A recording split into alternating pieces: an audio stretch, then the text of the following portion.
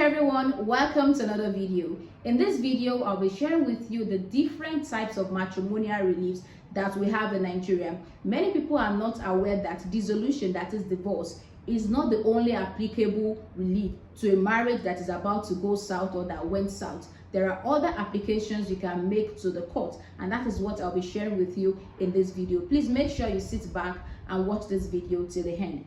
Number one, dissolution of marriage, that is divorce. I have a video on my YouTube channel. I have several videos on my YouTube channel that I delve so much into the topic of dissolution of marriage, how to go about it, what are the documents you need to bring before the court. I will share some of those links in the description box, so please do well to click and watch any of those videos. So that is that about dissolution of marriage, which is basically divorce. And you need to know that before you can make an application for divorce in Nigeria, that marriage must have been 2 years. That is, you must have celebrated, let's say, 2 years anniversary before you can bring any application before the court. However, there are exemptions to that general rule. That is, you can bring application for dissolution of marriage even if your marriage is yet to clock 2 years. Please click on any of those links that you find in the description box to give you more videos on dissolution of marriage. Number two, decree of nullity of a void marriage.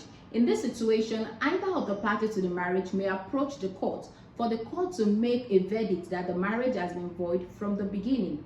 I have a video on my YouTube channel. I will drop that link in the description box for you to have a more detailed explanation on this context. So there are certain situations that can make the court to make such pronouncement that the marriage is void from the beginning, that is ab initio. Examples of such reason is when either of the party is not of a marriageable age, when there is lack of consent, or either of the party is lawfully married to another person as at the time when they were contracting the current marriage, the present marriage. So these examples are some of the examples that the courts may use to make such pronouncement that the marriage has been void from the beginning.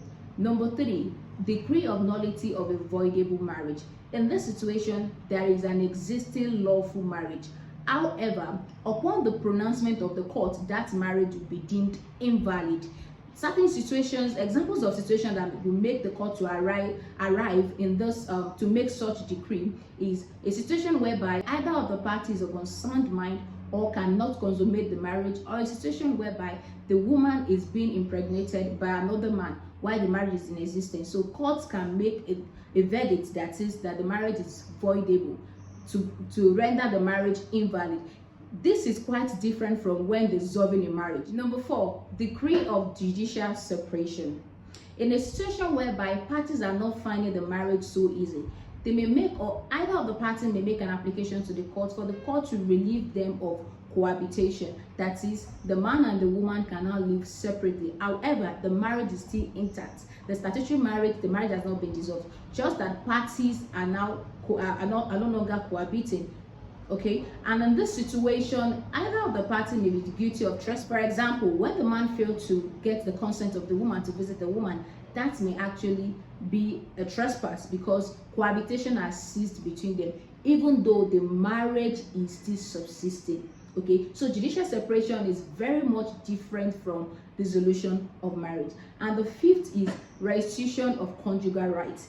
This is a situation whereby after the judicial separation the order has been granted, parties are now so much interested in resuming cohabitation, that is, conjugal rights to be resumed. So in this situation, an application can be made to the court for the court to make parties to resume cohabitation. It's another type of matrimonial relief.